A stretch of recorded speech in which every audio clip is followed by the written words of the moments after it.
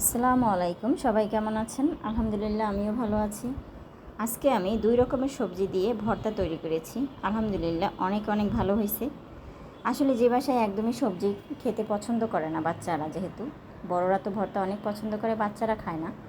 যেমন আমার বাচ্চারা, আমি অনেকগুলো সবজি কিনে বাজারে গিয়ে কিনছি, প্রচুর, মানে অনেকগুলো সব ধরনের সবজি থেকেই কিনে নিয়ে আসছি।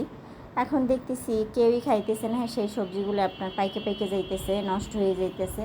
তো ফ্রিজ থেকে বের করে আমি এই সবজিগুলো নিয়েছি।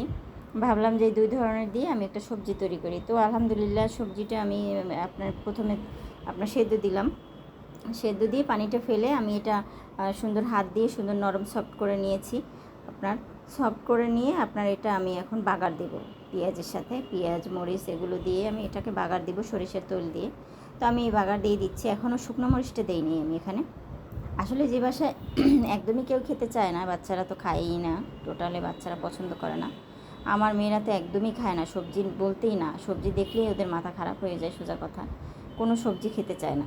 তো যাই হোক, এই আপনার ভর্তাটা আমি তৈরি করে ওদের দিয়েছি, ওরা অনেক মজা করে খেয়েছে, যা বলার বাহিরে। আলহামদুলিল্লাহ অনেক অনেক ভালো হয়েছে। তো আমি এখানে শুকনো মরিচ দিয়ে দিচ্ছি। আমি মরিচটা গুঁড়ো করে নিয়েছিলাম। তো গুঁড়া মরিচ করে আমি একটা বাটা ভরে রেখেছি, কারণ ভর্তা টর্তা সব জিনিসের জন্য প্রায় লাগে।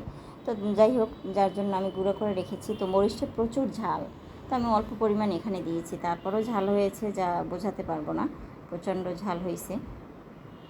তো আমার ভর্তাটা এই তো আলহামদুলিল্লাহ একদম হয়ে গেছে, প্রায় হয়ে গেছে, মানে কাছাকাছি। এরকম করে আমি একটু সুন্দরভাবে নাড়াচাড়া করে আমি উঠিয়ে নেব। তো আল্লাহ হাফিজ, ভালো থাকবেন।